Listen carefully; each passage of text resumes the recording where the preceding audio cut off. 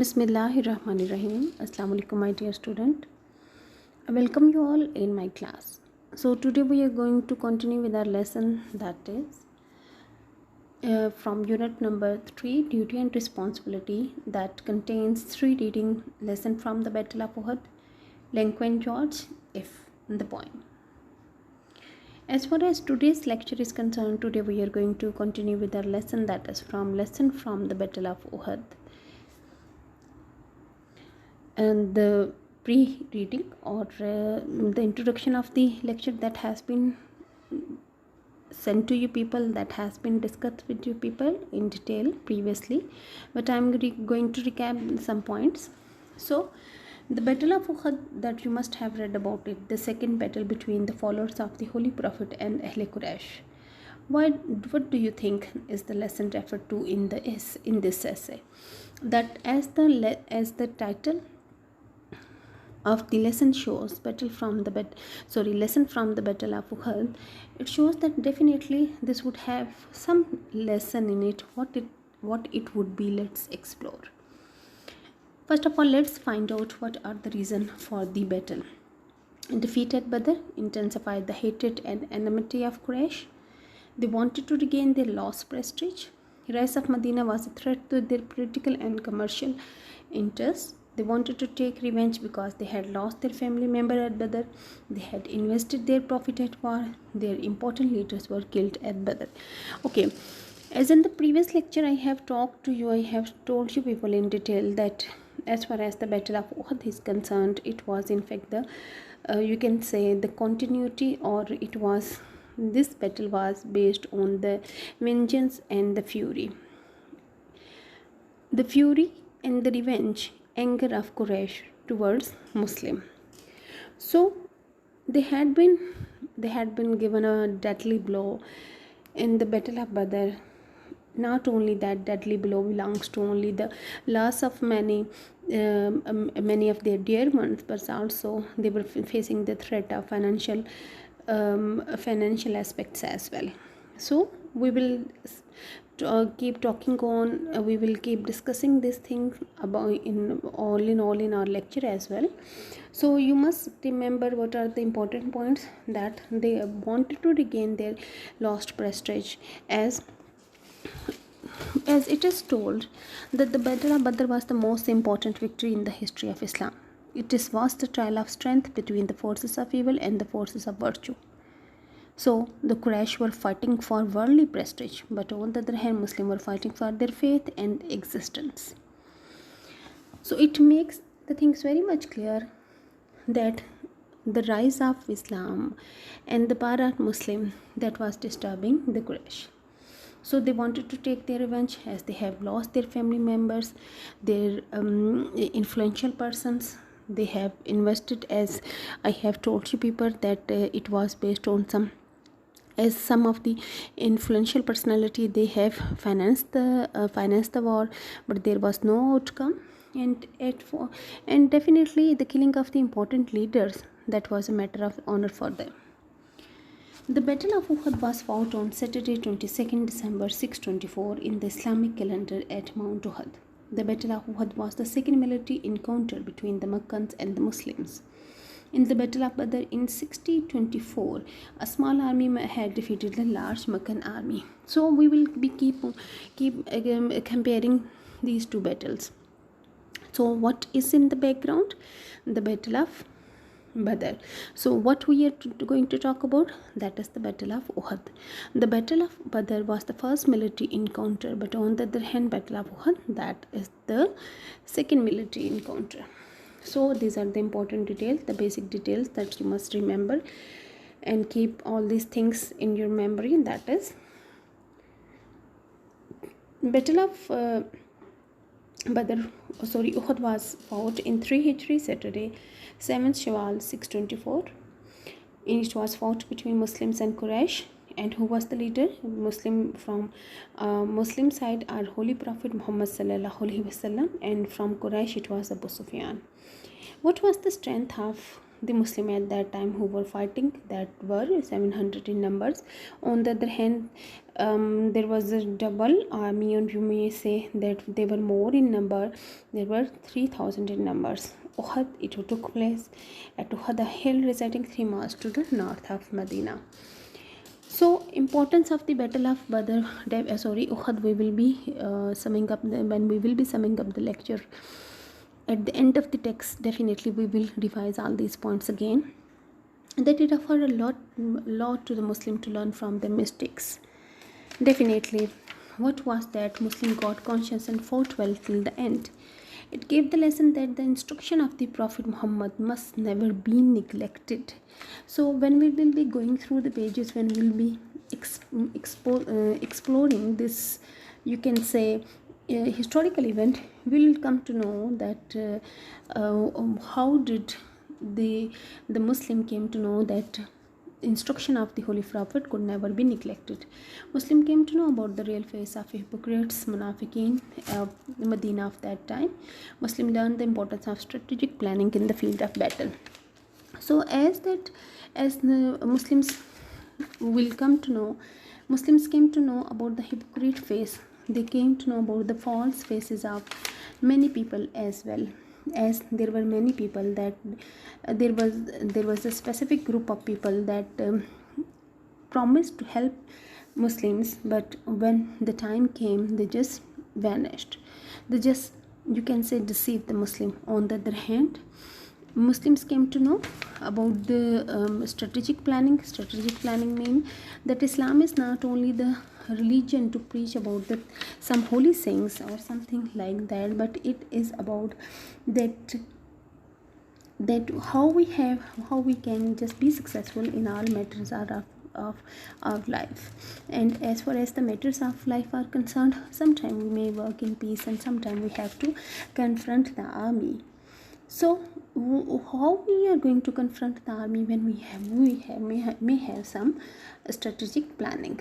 Okay, so the strategic planning that remained as that when you are somewhere, you must follow the plan of your leaders. So what the consequences? What is the importance of Battle of Uhud? That the Battle of Uhud had a great moral lesson for the Muslim. It taught them the lesson of remaining united, disciplined, and loyal in the time of disappointment and defeat. So the lack of discipline and disobedience towards their great leader, that became the cause of their defeat. So in the future wars, the companions never disobeyed the Prophet Muhammad sallallahu alaihi wasallam. Okay, so let's start with the main points. We will be starting with the main points, that is, we have come to know about when and where it took place. We just came to know about the reason of battle. I have told you that I will be explaining the reason in detail when we will start the text. Consultation with the companion, that is the part of the text. Distinguish hypocrites, the consequences of disobedience that the Muslims would be facing when they are going to disobey the order of our Holy Prophet. Disbelievers trick, how did they turn the table? Attack on Muslim leader, disbeliever fear of courage, alert for future attack, learn the lesson from battle. So this lesson would be covering all these mentioned points. So let's start from the text. Please be informed, and you must keep this thing in your mind, that as far as your lesson from the Battle of Uhud is concerned, and there is a change in the text, as the board has changed the complete content of the complete text of this lesson. Okay, so you would be consulting towards the edition, book edition 2020. If you do not have your books of 2020, do not need to worry, as till we have covered the lessons. This is the only lesson there we will be seeing, we will be observing the change in the content. Otherwise all the previous lessons that were same. Okay, the exercise questions are same, but the content and the text of this lesson is changed. So those have their books with them, they may open their page number 77. So let's start from our reading selection 3.1. It was fury, it was wrath, it was vengeance, and above all it It was the ignominy of defeat in the Battle of Badr that brought the Quraysh of Mecca at the threshold of Medina to settle the score of Badr with Muslims. So what was the reason? What was the background? It was fury. It was something that was related with the anger, wrath, anger. Okay, they were furious, they were angry. It was vengeance, it was revenge. It was, above all, it was the ignominy. Ignominy mean it was the shame, it was the embarrassment. So what are all these related to? These are all things are related with the Battle of Badr that brought the most important victory in the history of Islam. As I have told you people that this was the first military encounter between the pagans and the Muslims. So it was in fact the trial of strength between the forces of evil and the forces of virtue. The victory of Badr inspired Muslims, and their faith in Allah increased as they were victorious over a force that was 3 times larger than their size. The victory at Badr strengthened Islam. So the Bedouin tribes around Medina were watching the events around Medina closely. Seeing the Muslim victorious, they formed alliance and treaties with them. Hypocrites under the leadership of Abdullah bin Ubay became more careful. All the important chiefs of Quraysh were killed in the battle, and the leadership passed to Abu Sufyan. So what was all this fury, this wrath, and this vengeance was about? This was in fact about the results and the outcome that had been brought by the Battle of Badr. The Quraysh were no doubt jealous, but they have to face the deadly blow from the hands of Muslims. So we come to know that what was that embarrassment, what was that wrath, what was that anger, what was that anger that was burning the heart of the non-Muslims, hypocrites, to blow again a war signal towards Muslim. Abu Sufyan, the commander-in-chief, was leading the mighty force of 3,000 seasoned, experienced warriors, 700 men in armor. They were just covering themselves with the defensive, you can say, coverings, and 200 men on horseback, accompanied by fiery band of women. Fiery mean they were fiery band of women under the direction of Hind. So, how large the army of the enemy was? Abu Sufyan was leading. He was the commander-in-chief who was leading the mighty force, that big force of 3,000 seasoned, experienced warriors. So, among those 3,000 warriors, 700 men were in armors. They were with the covering shields, and 200 were on the horseback. It was not only that this battle was fought only face to face by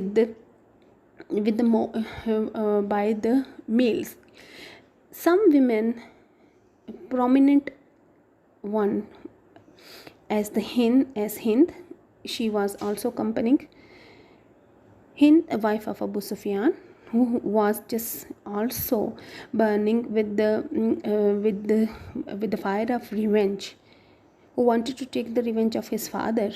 He just accompanied along with the fiery band of women. Those were just singing songs to encourage the morale of the warriors. Throbbing tambourine, that is a musical instrument, and singing enthusiastic war ballads. So what they were, there was not only the army of 3,000 person, but this army was accompanied by skilled and experienced soldiers.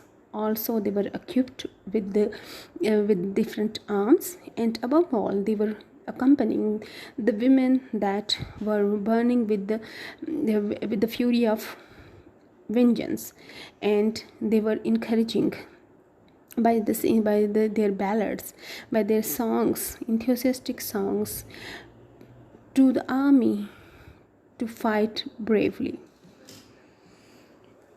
When the news of marching enemy reached the beloved Prophet Hazrat Muhammad sallallahu alaihi wasallam, he convened he convened the meeting. He called the meeting of comrades, of his fellows, of his mate, to work out strategy for defense. So here comes the matter.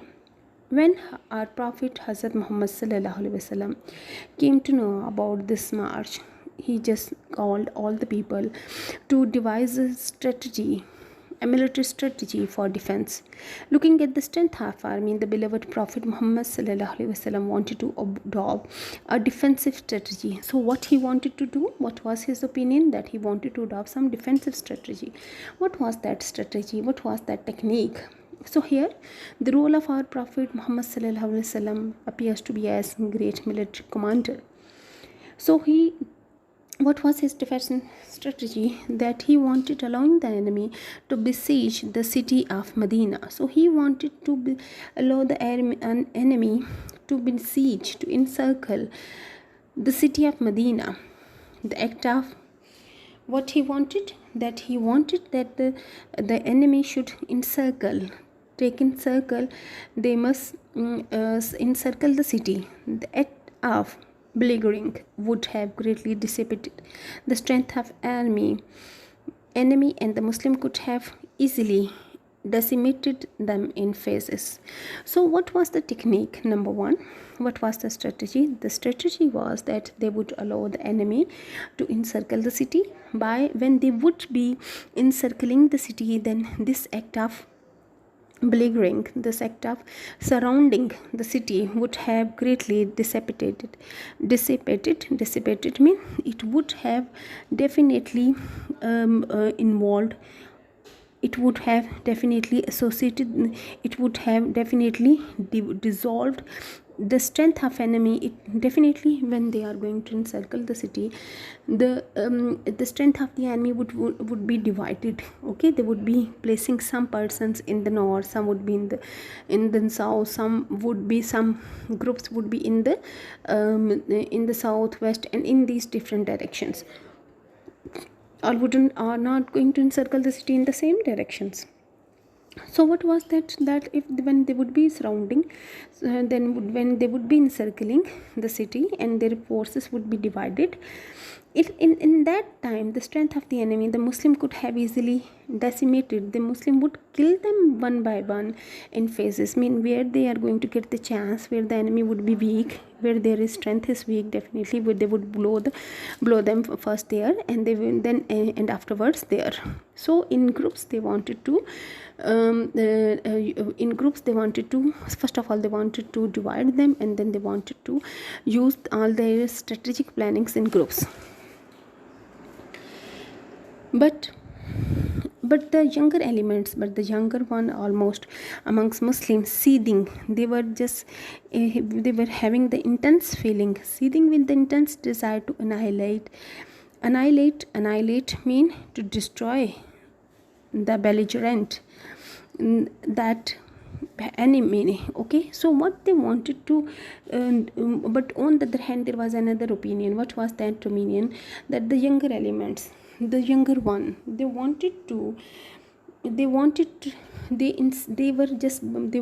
having the intense desire, they were having the passionate desire to annihilate mean to destroy the belligerent, the hostile enemy insisted on the battle in the open field away from Medina. So there was another opinion. So in this paragraph we came to know that our Prophet Hazrat Muhammad sallallahu alaihi wasallam, he called the meeting of all his fellows and he asked for the opinion that how we are going to just do some strategic planning regarding this attack. This just shows us that how he just gives the respect to the other's opinion as well. When our Prophet had that strategic planning that enemy should be given the chance to encircle the city, by this way their forces would be divided and it would be easy to attack them. But on the other hand, as far as the younger elements were concerned, they were so enthusiastic to face the enemy, that hostile enemy, that they wanted to teach them the lesson in the open field. in regard to the enthusiasm of youth, the beloved Rasul Muhammad sallallahu alaihi wasallam agreed to confront the enemy in open outside. So the second opinion was taken into consideration. When the Prophet of Allah gave order for march to battlefield, 700 devoted placed themselves at his command. Initially, the strength of the Muslim army was 1,000, but Abdullah bin Ubay, the hypocrite, the impostor, withdrew his 300 men on the excuse that his suggestions were not entertained by the Holy Prophet. So, what happened? That the second opinion that was taken into consideration, and it was going to be the strategic planning that they are going to be to face the enemy in the open field, open battlefield. And what was the total number of the soldiers they were carrying with, they were accompanying them? They were only 700 soldiers. Initially the strength was 1,000, but once we say that the faces of the hypocrite that were revealed, it was by the Abdullah bin Ubay that just withdrew his 300 men on that excuse that that as his opinion was not taken into consideration. So so I am not going to just be the part of any military adventure. Okay, the Muslim army positioned itself at Uhud. So they just came at that place, a barren mountain where it is located. The image has been shared with you, a few miles away from Medina. To cover the background back of his army, the beloved Prophet posted them at the foot of mountain Uhud. Okay, so here our Prophet Muhammad sallallahu alaihi wasallam devised a strategic army, devised a plan that to cover the back end, to cover the back end of his army, to cover that position. The beloved Prophet posted them at the foot of mountain Uhud. He posted them at the foot of mountain Uhud.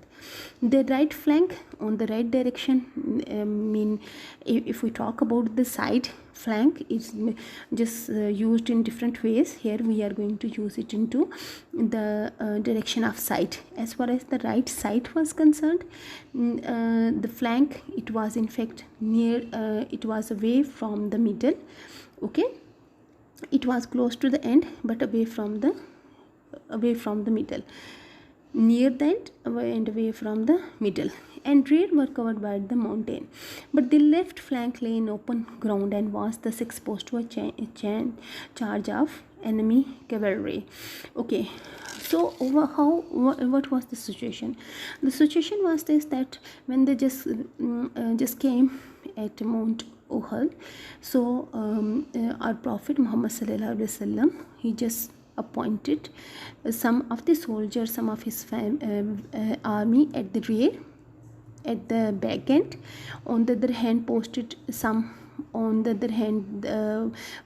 them at the foot of mountain Uhud. Okay, but in these sides, the right flank, in these sides, near the away from the middle, close to that end, that were covered by the mountain, but the left flank, the side of the left, you can say wing, lay in open ground and was thus exposed to a charge attack by enemy cavalry. Cavalry mean that are the troopers. Okay, so it mean the right side that had been covered, the back side had been covered. Even by just taking the position of the right side, they were close to the they were away from the middle, but they were near to the end.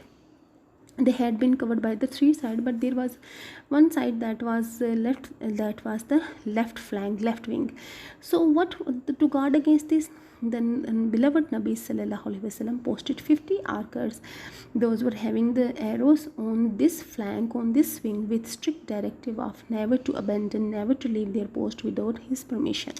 So they encircled, they just positioned the thing in this way. Then when they came into the battlefield, on the top, at the foot of the Uhud, they had their army. At the rear, at the back side, they had their army. But as the left of the flank that was left, that was not covered properly, so there was a troop of archers, mean those having the command in the arrows, related with the arrows, they were just appointed there, but there was strict direction that they are not going to leave the place. The battle started with duel combat. Okay, if you could remember in the historical events in the history, the battle was not like that, that they were going to talk of, they were bullets and something like that. The weapons that were used were the sword and arrows, spears. These were the and the weapons that were used in the battlefield. And also, as far as the other, you can say, the manners of the battlefield were concerned, they were totally very different. The manner was that the battle could be started by a duel. Duel mean where there were two of the warriors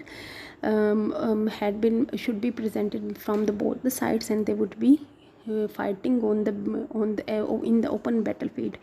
And on the other hand, there would be a standard bearer. There would be a person who would be holding the flag in respect of his, you can say, in respect of his nation, or in respect of his people, and he would be holding the flag throughout the battle in all this time period. Okay, so whenever the army disperses or something wrong happens, that flag bearer would be holding the flag, and the people could go back towards their specific position. Okay, so the role of that flag bearer was very important. And on the other hand, those were going to be called for the very first time for the you can say for the opening of the battle. So the battle started with duels, with that combat between two persons. So what was that duel? So did you understand that there was a tradition that the battle could be started with that duel, with that combat between the two persons. So these two persons were presented by both the forces, and they represent both the forces. So they come on the battlefield. Who were those? Talha, the standard bearer of idolaters. Talha, that was the person, the standard bearer, the person who was just a soldier who responsible for carrying the flag. So flag, that is the matter of respect for anyone. He was the person who was carrying the flag of the idolaters, of those who believes in whom just worship idols. Was the first challenger. He was given the first challenge. So the Muslims just hit the right person. They wanted to show that in order to show their, you can say, strength, in order to show their power, first of all they have to just target that person that could be taken to ground, and they may just by just killing that person, or by just killing that person in a better way, the morale of the army could be lowered down. So he was the first challenger. As he stepped out of the rank of polytheist, as you know, that who those believes in many of the god and goddesses. Okay, Hazrat Ali stepped out of the rank of Muslim. So who was from our side? Hazrat Ali Raziyallahu Ta'ala anhu. Talha never stood a chance. He never had a chance. Hazrat Ali's scimitar. What is scimitar? That is a short sword. Hazrat Ali's scimitar flashed in the morning sun, and the head of that standard bearer leaped from his shoulder and rolled away on the sand. So he killed in the very beginning that person, that standard bearer, who was holding the responsible person who was carrying the flag. So he was no more. Hazrat Ali just killed that at once. Allahu Akbar. Allah is great, chanted the Holy Prophet Hazrat Muhammad sallallahu alaihi wasallam, spoke eagerly. Allahu Akbar, Allahu Akbar, echoed from the eagerly watching Muslim army. So Allahu Akbar, it means that it is in fact the proclamation, it is in fact our announcement to the victory, our announcement, or you can say we just raise our voice in the way of jihad towards Allah. So everywhere there was the echo of Allahu Akbar. Everyone just became passionate to defend the Islam. When Hazrat Ali returned to his line, Talha's brother made an attempt to retrieve, to get back the banner that flag, but Hazrat Ali came out of his line and sent him to hell. Sorry, Hazrat Hamza. So who was the next person? Hazrat Hamza Razila Talana. He came out of his line and sent him to hell. The Muslim had won the first round and gave fatal blow to the morale of the army. So the first blow, deadly blow, has been given. The non-Muslims, they had got that thing. They had to face in the first round, we can say they faced the deadly blow. So this was all for today. Please do write all those difficult meanings in your register. We'll be continuing with this lesson tomorrow. Take good care of you. Allah.